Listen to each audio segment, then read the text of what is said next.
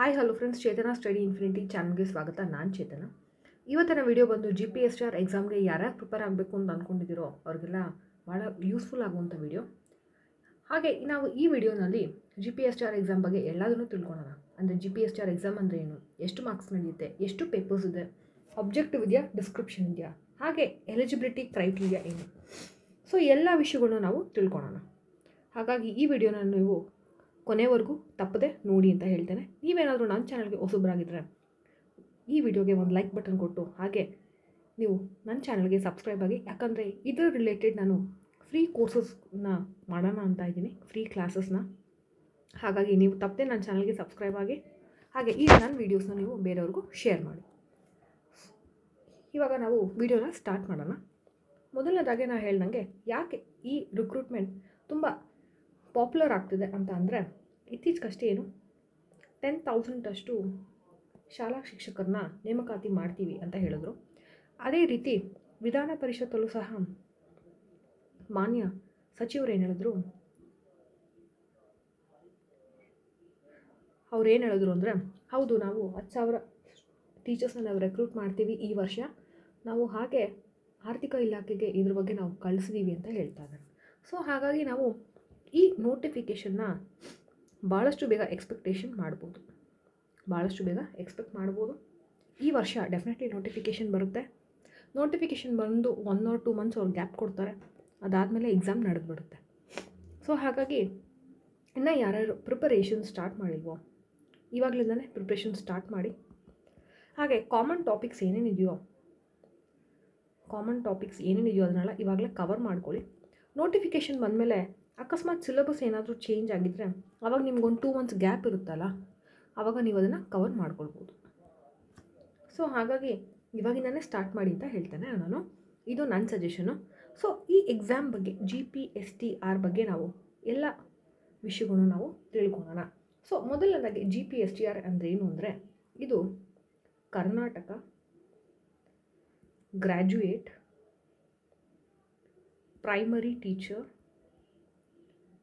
Primary school teacher recruitment ಅಂತ.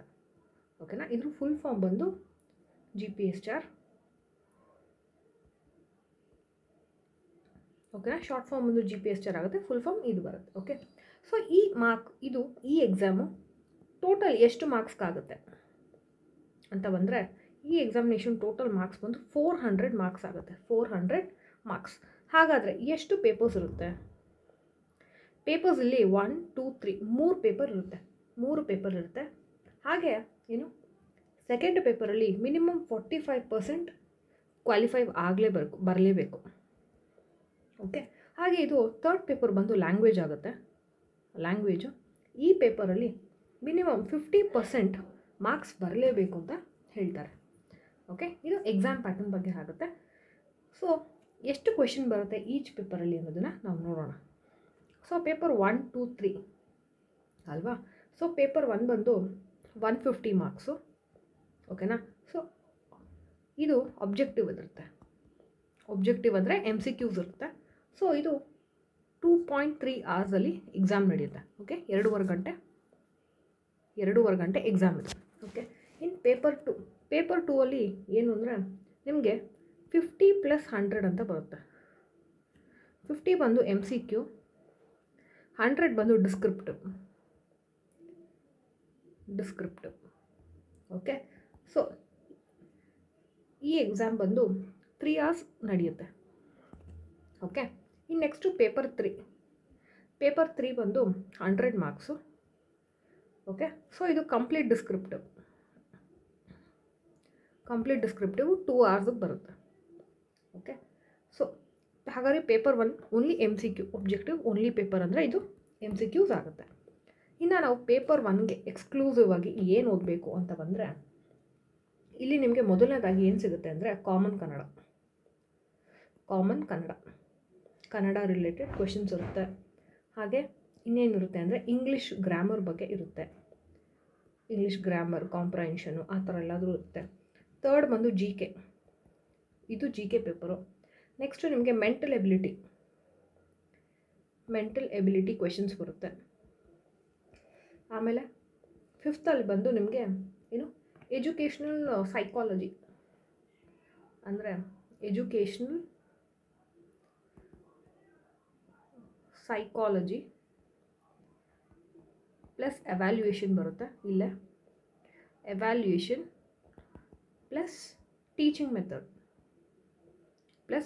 Method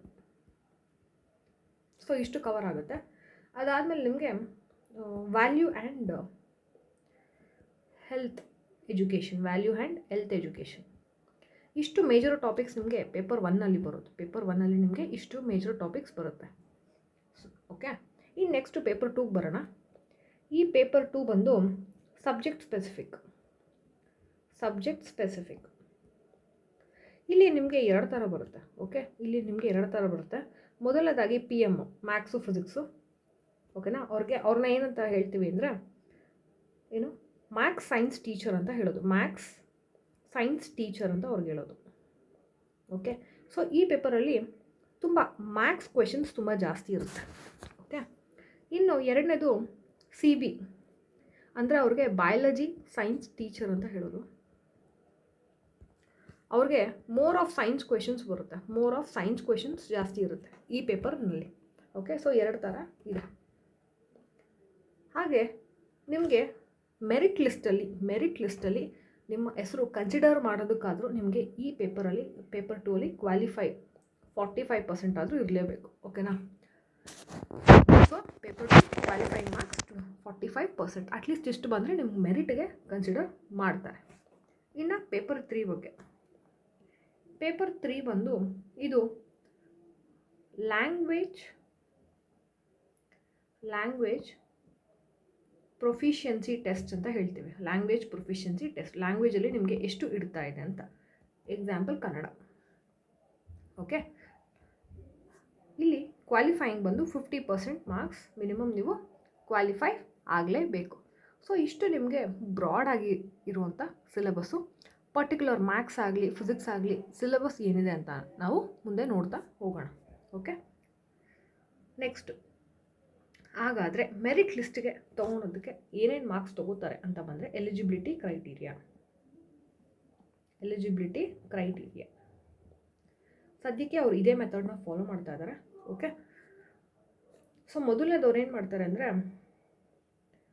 ಅವರು BSc B.Ed complete ಆಗಿರಬೇಕು, BSc B.Ed ಕಂಪ್ಲೀಟ್ ಆಗಿರಬೇಕು, ಅಥವಾ ಅದ್ರ ಜೊತೆಗೆ CTET ಅಥವಾ TET ಎಕ್ಸಾಮ್ ಪಾಸ್ ಆಗಿರಬೇಕು. ಏನು ಈ CET ಎಕ್ಸಾಮ್ ಬರೀಬೇಕು ಅಂದರೆ. ಓಕೆ, ನೆಕ್ಸ್ಟು ಮೆರಿಟ್ ಲಿಸ್ಟ್ಗೆ ಏನೇನು ಕನ್ಸಿಡರ್ ಮಾಡ್ತಾರೆ ಅಂತ ಅಂದರೆ ಮೊದಲನೇದಾಗಿ 50% ಮಾರ್ಕ್ಸ್ ಯಾವುದರಲ್ಲಿ ನೀವು ತೊಗೊಳ್ಳೋ CET ಎಕ್ಸಾಮಲ್ಲಿ ಅಥವಾ ಕಾಂಪಿಟೇಟಿವ್ ಎಕ್ಸಾಮಲ್ಲಿ ನೀವು ತೊಗೊಳ್ಳೋ 50% ಮಾರ್ಕ್ಸ್ ತೊಗೋತಾರೆ. ಅದಾದಮೇಲೆ 20% ಆಫ್ ಮಾರ್ಕ್ಸ್ ಎಲ್ಲಿ ತೊಗೋತಾರೆ ಅಂದರೆ CTET ಅಥವಾ TET ನೀವು ಪಾಸ್ ಆಗಿರ್ತೀರಲ್ಲ ಅದರಲ್ಲಿ 20% ತೊಗೋತಾರೆ. ಇನ್ನು ನೆಕ್ಸ್ಟು 20% ಮಾರ್ಕ್ಸು BScಲಿ ನೀವು ಎಷ್ಟು ತೊಗೊಂಡಿದ್ರು. ಆಮೇಲೆ ನೆಕ್ಸ್ಟು 10% ಮಾರ್ಕ್ಸು B.Edಲ್ಲಿ ತೊಗೋತಾರೆ. ಇಲ್ಲಿವರೆಗೂ ರ್ಯಾಂಕ್ ಅವರು ಅನೌನ್ಸ್ ಮಾಡೋದಕ್ಕೆ ಇದೇ ಮೆಥಡ್ನ ಅವರು ಫಾಲೋ ಮಾಡಿರೋದು. ಓಕೆ, ಸೊ ಇಷ್ಟು ಏನು ಎಷ್ಟು ಪೇಪರ್ ಇದೆ, ಎಷ್ಟು ಕ್ವಾಲಿಫೈಯಿಂಗು. ಓಕೆನಾ, ಸೊ ಇಷ್ಟು ಕಂಪ್ಲೀಟ್ ಡೀಟೇಲ್ಸ್ ಆಗುತ್ತೆ. ಸೊ ನೀವಿನ್ನು ಏನು ಮಾಡಬೇಕು ಅಂತಂದರೆ ಮ್ಯಾಥ್ಸ್ ಮತ್ತು ಸೈನ್ಸ್ಗೆ ಮ್ಯಾಥ್ಸ್ ಮತ್ತು ಫಿಸಿಕ್ಸ್ ಬಯಾಲಜಿ ಎಲ್ಲದಕ್ಕೂ ಸಿಲೆಬಸ್ ನೋಡಿಕೊಂಡು ಪೇಪರ್ 2ಗೆ ನೀವು ಪ್ರಿಪೇರ್ ಆಗಬೇಕು. ಇನ್ನು ಪೇಪರ್ 3 ಬಂದು ಕನ್ನಡ ಆಗಿದೆ. ಓಕೆ, ಇನ್ನು ಪೇಪರ್ 1 ಬಂದು ಜಿಕೆದು ತುಂಬ ವಾಸ್ಟ್ ಇದೆ ಅಲ್ವಾ.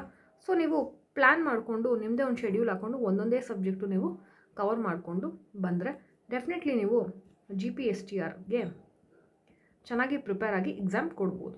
ಓಕೆ, ಸೊ ನಾನು ಇದರ ರಿಲೇಟೆಡ್ ಇನ್ನಷ್ಟು ವೀಡಿಯೋಸ್ನ ಸಿಲೆಬಸ್ ಆಗಿರಲಿ, ನೆಕ್ಸ್ಟ್ ವೀಡಿಯೋಸ್ನಲ್ಲಿ ನನ್ನ ಸಿಲೆಬಸ್ ಆಗಿರಲಿ, ಬೇರೆ ಇನ್ನೇನಾದರೂ ಅಪ್ಡೇಟ್ಸ್ ಇದ್ದರೆ ನಾನು ಖಂಡಿತ ನನ್ನ ಚಾನಲಲ್ಲಿ ನಾನು ಅಪ್ಡೇಟ್ ಮಾಡ್ತಾ ಇರ್ತೀನಿ. ಹಾಗಾಗಿ stay tune to my channel ಅಂತ ಹೇಳ್ತೀನಿ. ನನ್ನ ಚಾನಲ್ಗೆ ನೀವು ತಪ್ಪದೆ ಸಬ್ಸ್ಕ್ರೈಬ್ ಆಗಿ, ಹಾಗೆ ಈ ವಿಡಿಯೋಗೆ ಒಂದು ಲೈಕ್ ಕೊಡಿ. ನಿಮ್ಗೇನಾದರೂ ಡೌಟ್ಸ್ ಇದ್ದರೆ ಅಥವಾ ಏನಾದರೂ ಕೇಳಬೇಕು ಅಂತಿದ್ರೆ ಕಮೆಂಟ್ ಸೆಕ್ಷನಲ್ಲಿ ದಯವಿಟ್ಟು ಕಮೆಂಟ್ ಮಾಡಿ. ಓಕೆ, ಹಾಗೆ ಈ ವಿಡಿಯೋಸ್ನೂ ಸಹ ಬೇರೆಯವ್ರಿಗೆ ಶೇರ್ ಮಾಡಿ. ಆದಷ್ಟು ನಾನು ನನ್ನ ಚಾನಲಲ್ಲಿ ಫ್ರೀ ಕ್ಲಾಸಸ್ನ ರನ್ ಮಾಡೋಣ ಅಂತ ಇದ್ದೀನಿ ಈ ಟಾಪಿಕ್ಸ್ ಮೇಲೆ. Okay, so stay tune to my channel. ಮುಂದಿನ ವೀಡಿಯೋದಲ್ಲಿ ನಾವು ಇನ್ನಷ್ಟು ಅಪ್ಡೇಟ್ ಜೊತೆಗೆ ಭೇಟಿಯಾಗೋಣ. Thank you.